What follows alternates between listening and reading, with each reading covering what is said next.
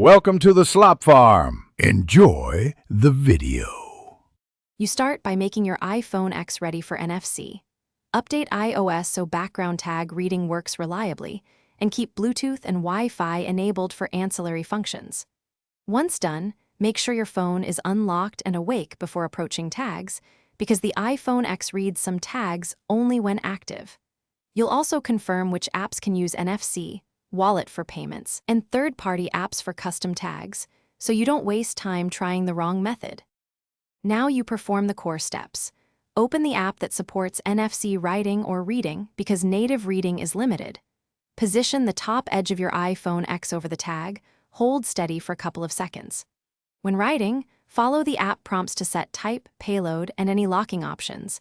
This prevents accidental overwrites.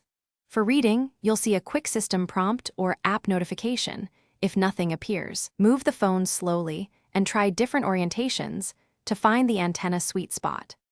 To finish, verify your tag by rescanning and confirming the expected content loads. This confirms write and persistence. If something fails, make sure you used a compatible tag type and that the writer app didn't lock the tag unintentionally.